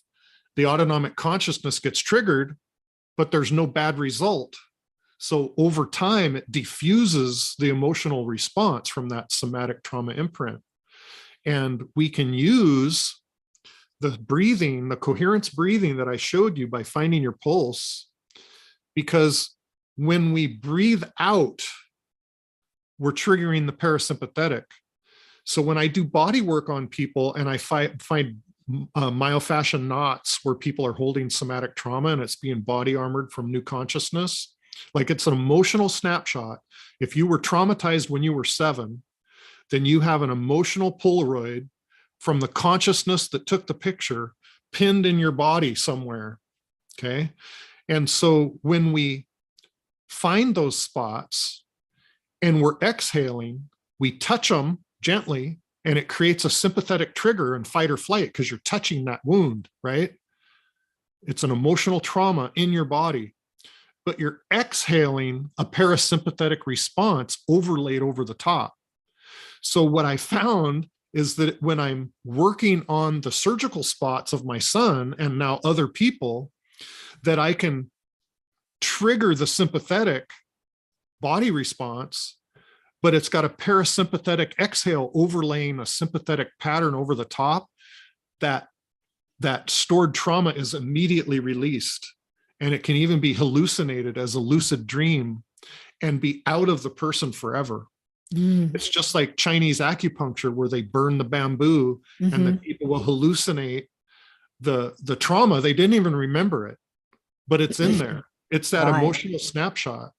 And, I went way down that rabbit hole with one of my guests, Thomas Verney, who wrote the book, The Embodied Mind. And he's the world leader on cellular memory and trauma, and how cells remember trauma and store trauma. And they actually talk about how a group of cells in the body, the cell membrane vibrates so fast that it can't receive new signals of how to act. So it stays stuck in that agitated state and holding the trauma. Well, when we do tapping or havening or my stir or any other, method that gets you to that point, what it's doing, this is now scientifically proven, it creates a delta brainwave state in your wakened brain, which is the sleeping state of rest and digest and heal. As in REM, we're dreaming, we're burning more calories in REM than when we're awake, right? So when you're in delta, that's when kids grow, that's when we heal, that's when we get our downloads, is in delta. So by doing the stir work during a somatic trigger, we're putting a parasympathetic overlay and we're calming the cell membrane so that it can release that trauma and get new marching orders from consciousness. That's the belief of what's happening. Yeah. It's fascinating because we're bringing into the secular mind, the Western scientific mind, as I said before, what the rishis have been talking about for thousands of years, but we're making it science, we're making it real, we're making it exercises. There's a couple of questions, a couple of comments here. Wendy says, good to remember that 90 seconds. I wonder if that process works for addictions and us auto fear addictions or habits as well. Sorry if that's, do you want to come on and ask, where are you, Wendy? Do you want to come on and ask that question? Yeah, it seems like an important question, Wendy. She's got her camera off. You want to come on? I have my camera off, but I'll be happy to talk. Okay. Okay, we're listening. You were talking about that when you were saying hold trauma. And I was just listening to a few people last week who have always bring up these past traumas. And so they never really exorcise them from their bodies. And I wondered, are these types of addictions that people need to feel, they need to hold on to these traumas? And is the breathing pattern stronger than holding that trauma? I mean, if you need to hold on to that trauma for some kind of, because maybe that's a comfort zone for you. It's you're so used to being in trauma or chaos that you don't feel comfortable unless you're in it. So there's two questions, I think. Is it like an addiction? And the other is, how do you know that you're that person who's constantly in trauma, and how do you start to let that go? Well, that's a really, really, really good point, Wendy. And it's important because we get, excuse me, our autonomic consciousness uses the left brain triggers to warn us. Like last time we saw that person, they hurt us. So we got to be ready. Okay, that's your mode of survival. And when we have an emotional snapshot, like a somatic trauma imprint, when something in our environment triggers that, it creates a blood chemistry to respond to that emotional trigger in your social environmental surroundings. And that is like an addiction, because our ego wants to say, see, I told you so. We needed that response. That's how people put up walls from young damage. Like, marijuana is not the gateway drug. Childhood trauma is, right? Childhood trauma leads to addictive behavior, to repeat patterns. So the ego can say, I told you so. See, we got hurt again. You're creating that same pattern over and over and over again. So not only do you get addicted to the blood chemistry that it creates by staying triggered and fight or flight, you also get addicted to the outcomes that happen in your life. Like, see, I told you so. They are a bad person. They did lie to me. They did hurt me. We create that to reassure our ego, and even to a fault, but it's doing it for survival. There's a survival mechanism that's good, but if it's overactivated, then it becomes harmful and addictive.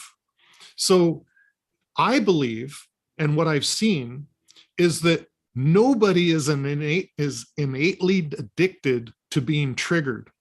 Our body, our consciousness, our higher self, our divinity, our body wants to be in homeostasis. It wants to be balanced, but we're just not used to it. We are so used to, like when I work with people and I have them start slowing down their breathing and they've been triggered so long, the autonomic consciousness does not want to let go of the reins, because it says, why should I trust you now? I've been breathing for you to get you through life all the way up till now, and all of a sudden you want to slow down? Well, they have difficulty, but it's normal that when your conscious mind tries to take over an innate function, that your autonomic consciousness doesn't want to give up that job. So you'll fight it a little bit. So that's where, when you achieve homeostasis and the sanctuary space, and it feels foreign, it's not the blood chemistry and the response you're addicted to, it feels foreign. So it takes a little while to make a new normal, and the important part is to know that's going to happen, to know that we do get addicted to our blood chemistries. We do get addicted to our habits. We get addicted to getting the response that we didn't want to have, but we just knew would happen. We get addicted to those outcomes to reinforce the ego. And it even goes way deeper than that physiologically, but that's the surface of what happens. So when we create that homeostasis, that sanctuary space, it's going to feel foreign and it's going to go against that addiction. But I believe everybody is capable of achieving homeostasis in that sanctuary space and breaking that addiction. And it even works with literal drug addiction, because you're bringing in a foreign substance to create a physiology that you get addicted to because you're hiding from trauma. You're not being open to your trauma. You're and you relive it. It's something else you mentioned too, is that like in a lot of therapies, like Freudian therapies, they go back and excavate the past and talk about your mom and talk about this and whatever, and you're reliving it. Remember, the brain doesn't know the difference between a story and a real event. So every time you have a child relive trauma, their body's reliving it like it's actually happening. Okay. Right, it's keeping so up that chemistry. yes. And so what I always say is we don't need to excavate the past to clear your future, because if we just create homeostasis now, it'll all get released. The autonomic consciousness wants to let go. Like if you have bandwidth, your autonomic consciousness has this much bandwidth, and every time you have a wound, a fear, everything, that bandwidth gets diminished. And a lot of your consciousness is to maintaining your armor and maintaining your guard on society so you won't be affected by other people. Well, every time you do that, you're giving away your creative ability. So each time we can have a somatic trauma imprint release, anytime we can release that trauma, it liberates the energy that was holding it stuck. And that's creative energy we can use in our life to create the life we want. Yeah. That sounds Beautiful. so absolutely fascinating. And I'm just thinking of people who constantly repeat personal relationship patterns because they know what to expect and they know that it's going to turn a certain way. And they're actually comfortable with the negative input and the negative feelings, even though they're striving so hard to find a type of ascension and a type of release to heal and get rid of the healing. And they think that if they just keep repeating it, it will somehow stop somewhere.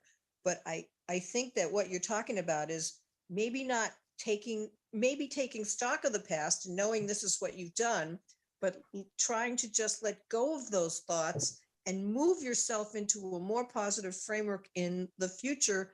And your past will, because you can't heal yourself before you go on. You have to heal along the way. But if you move into breathing properly and releasing all this negative energy in general, your trauma may actually, this is what I'm repeating what you said, heal itself. Mm-hmm. Yeah, it's a release. I believe it. It's really true. I just want to ask you, Annette has a question here. How long do you recommend? Honey, what do you mean by that? I think that question was addressing something we talked about ages ago. About the breathing? About the breathing? Yeah, I just wanted to know how long you recommend doing it for. I think I missed the breathing exercises. Yeah, if you go through like the reset breathing, they're lineal. Like you do the reset breathing, it leads you to the controlled breathing, which leads you to the coherence breathing. Okay. But once you've done it, like chanting a mantra over and over, you don't have to start at the beginning. You can just go right to the controlled breathing or the coherence breathing.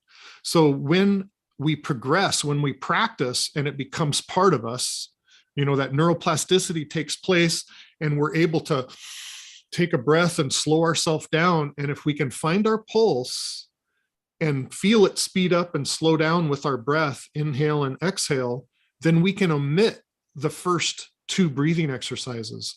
So you might spend 5 minutes at a time running through one set of reset, 5 cycles of controlled and 5 cycles of coherence breathing would be like 5 minutes.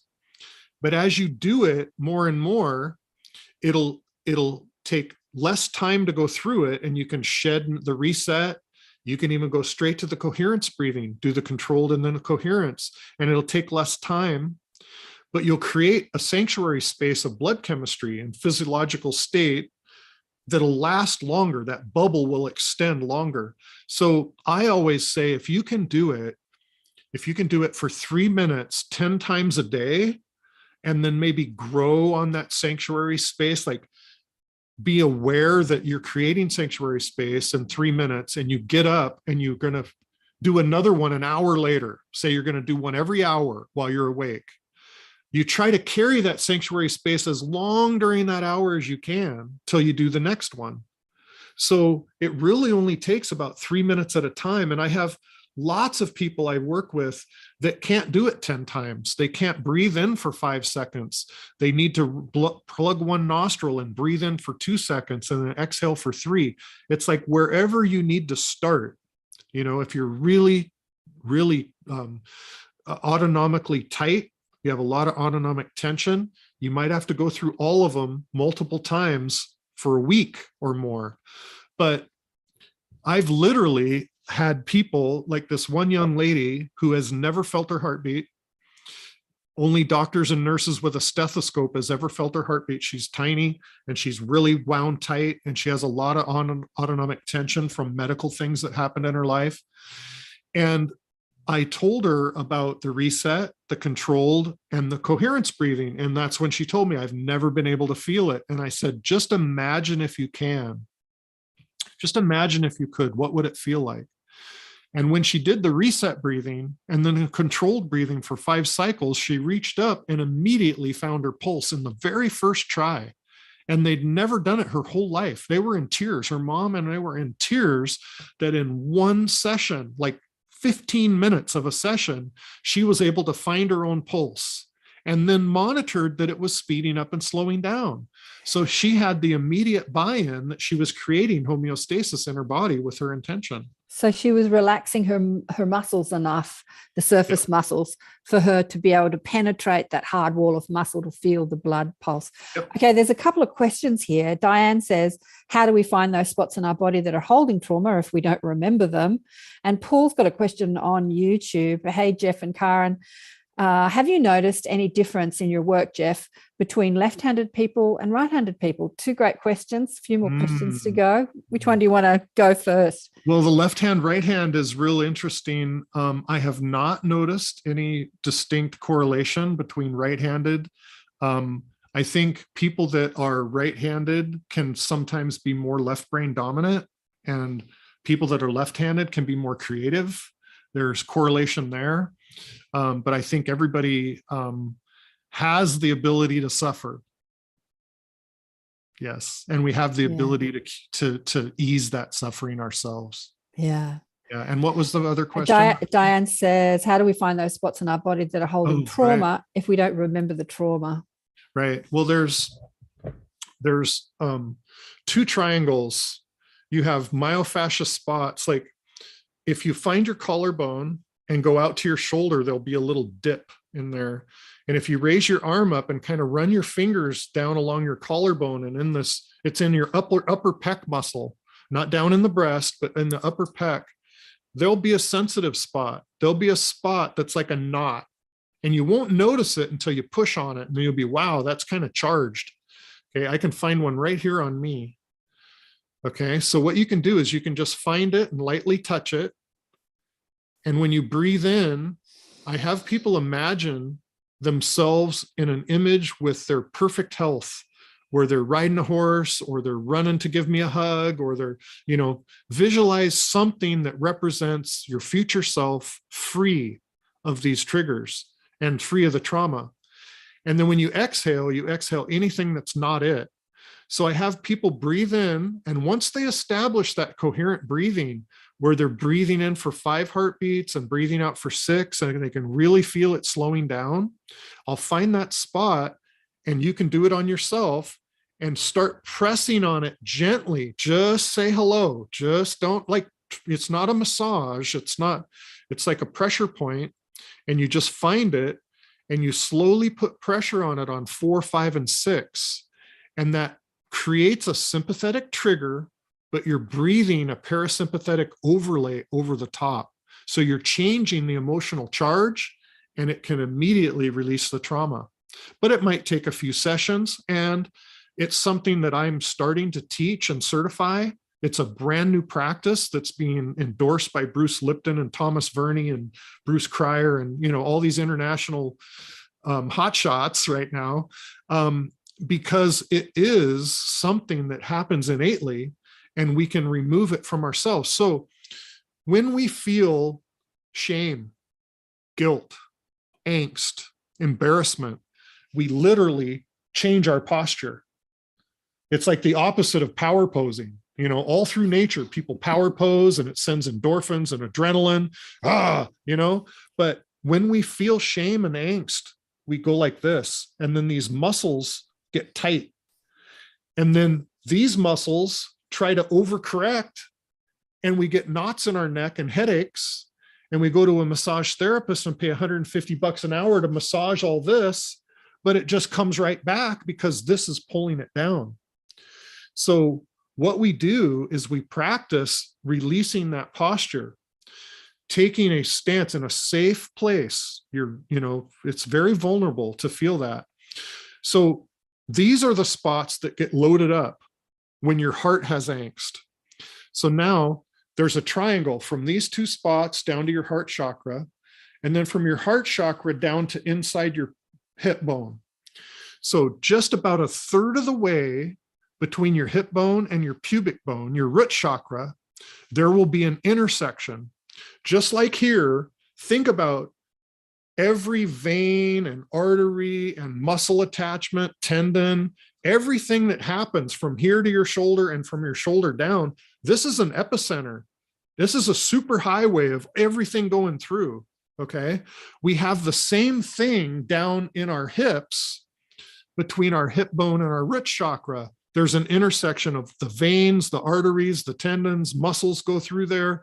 It's a superhighway, and that can get so tight. So this is like 90% of the people I work with are women and children. And when we've been violated, when we've had unwanted sex, when we've had trauma to the sacral area, we hold tension there just like we do here from heart angst. And hear this, when we've been hurt in the sacral area, it also hurts our heart. And we're very rarely able to speak our truth about what happened. So that blocks your throat chakra. That is so true. Yeah. That's something I learned. That's something I learned giving birth. Like when we open those base chakras, they're connected, like that sacral chakra, throat chakra connection, heart chakra, base chakra connection. Yeah. So when we're closed off or in fear, we're closed off here too. Yeah. That's so true. Yeah. And when we're hurt in the heart chakra goes all the way through the crown. It connects to divinity. We open our heart to divinity, and then we can open it to the world, right?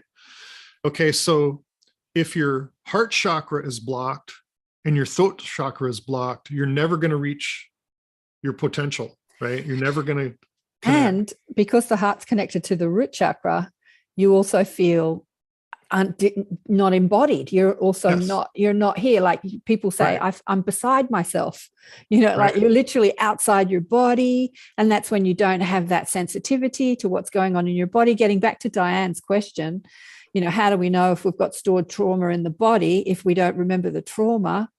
Yep. Just have a massage. You'll find that it's subconscious. It's under your consciousness. It is held somatically. It's cellular memory, it doesn't have to be. Now, some people remember their trauma, but like the first person I worked on this with, she had stored a trauma from when she was a child. She was gang raped. And because of the social situation, she didn't want to name names, and she carried it for 40 years. And she was a shut-in. She had no ability to leave the house, see the light of day, cook meals. Mm-hmm. She couldn't drive. And I did 3 sessions at her house. And the 4th session, she drove to clinic. And the 5th session, we did a joint session with Bonnie and I, my partner, and she had a lucid, vivid memory release from that gang rape. And she just said it without emotion. She just said it articulately. It was like the most articulate sentences, paragraphs she'd ever formed since I met her, because she just barely can function. She was able to release all that and it was gone.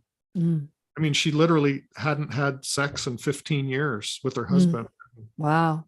Till that night. Yeah, I know. Healing is available, and never more available on planet Earth than it is right now. Look, Kristen had a great comment too about how she's just loving this, and she so wants to. I can't find your comment now, Kristen, but you said you so want to study this further. Are you? You're offering courses now, so you've got your podcast, you've got Mindful Presence, and I just want to remind people that are watching both on YouTube, not so many left on YouTube now, or are watching the replay. If you're loving this, because Jeff and I do a lot of, put a lot of information for free, you can make a donation to the work at mindfulpresence.org. I've popped the link in the chat there, and if you're loving the shows that I put out, you can also make a donation to the Inner Sanctum and Accentuate the Positive. The PayPal links in every description. But yeah, so let's talk about your courses. You're teaching this stuff now? Yeah, I'm just actually starting with a PhD who's going to set up the protocol and the research to have a training program so we can certify other people. I've got a group of people in the Seattle area that have been exposed to this and want to be practitioners, because nobody else in the world is doing it. And it's something that, I work with people that have so much trauma that they can't be on a screen. They can only be the phone away from their head and talk audio. And I'm able to talk them through it. But of course, it's much easier to be able to look face to face. And then it's even, exponentially better to be in person, because it's something that I kind of have a knack for. Finding the spot and doing the breathing, being in a coherent space and releasing. So I do work with people in person. I never charge for people in crisis. I always do it at no charge through my nonprofit. And then of course, people can make donations, but I was given these gifts for free during my crisis. So I am going to spend the rest of my life doing it at no charge. And I'm hopefully relying on private and corporate sponsorship to keep me going and build what we want to build. Yeah, beautiful. And Sally says here that she's been really sorry. I've just lost your message here. Where is it? Sally Louise, thank you for this. I have to go, but she's really enjoyed it. And Kristen, I look forward to learning this process to help those in my community. I will travel to Seattle to take the course. Absolutely. Oh, wonderful. I've already hosted a couple people that flew into Seattle for body work, and I do like a little retreat, and I spend, it's paradigm shifting. You come in on one day and it's a paradigm shift in a day. Yeah, Wendy says she wants to learn as well. Beautiful. Yes, lots of trauma in this world, lots of opportunity to look at the trauma, to face the trauma and transmute it. And as we do it for ourselves, we can do it for others, right? Like when we learn, especially, the addiction. Wendy brought up the addiction story with so many people that have, gone into the AA sort of group. They absolutely say that once addicted, you're always addicted, and they identify as an addicted person. And you said something during the talk there where we don't have to identify as being addicted. We don't have to say, oh, I have an addicted person. I can't tell you how many times I've heard that from people. Like, right. I have an addictive personality. I'm addicted. I'm addiction. I have addictions. I have addiction. It's that identity that we place on ourselves. And we're not addicted personalities. We're infinite consciousness flowing through a physical mind-body complex. We can do anything, right? Tap into the source, tap into the divinity, and all things are possible. Anything is possible. And I know we both acknowledge that the 12-step program through AA and NA has helped millions of people. Oh, millions. And millions. They do label themselves as an addict or an alcoholic, which I disagree with. I'm not knocking their ways. It's worked up to this point, but like you said, we're at a place in time where healing is available through so many modalities. Right. I mean, we are embodying the integration of our right and left brain into one. Right. We are using science to bridge the gap between, like I say, science is the language of the physical, but quantum physics is the language of the metaphysical. So all the things that were metaphysical woo-woo are now being explained by non-locality and entanglement and energy. And, it's all being explained by the most tested science in the history of humanity, which is quantum physics. So we can change with what we have available and what we've learned. We need to change the language in describing ourselves to get out of that addictive trap of being labeled as an addict. I just read a comment on YouTube. Kathy says, "Thank you for doing what you do, Jeff. God sends me to your show tonight." I'm going to cry again. Anyway, I didn't cry too much during the 2-hour session that we've had tonight. But yeah, you've got a few fans from this conversation, and you are doing extraordinary work. Love you big time. Amazing, amazing, amazing. So just for people who want to find out more about this, go to Mindful Presence, presents.org, and you can see more about Jeff there. You can also donate if you've been loving, donate to the non-profit foundation if you've been loving Jeff's teaching tonight. And darling one, I think we've come to the end of the show. Well, it feels wonderful. And I really thank you for doing what you're doing. And everybody here for joining us and having an open mind and an open heart. And it is contagious. I mean, we think about contagion as negative, but there is positive contagion, and coherence is contagious. So if we become coherent, it's contagious to people around us, and we can spread that throughout humanity. And that's how we make the change. Absolutely. Critical mass. Yonette said, so good, Jeff, so good. Lots of thank yous. Just you can all unmute your mic and say thanks to Jeff. And Shirley, did you have a question? I think it was just a comment. I don't know if we missed it. Comments, just soaking it all in, loving it. Thank you. Right on. Well, as with any journey, it'll continue to integrate over the days and weeks ahead. And when things come up in your consciousness, feel free to reach out. I enjoy this very, very much. I've never been more comfortable in my own skin following this soul's journey.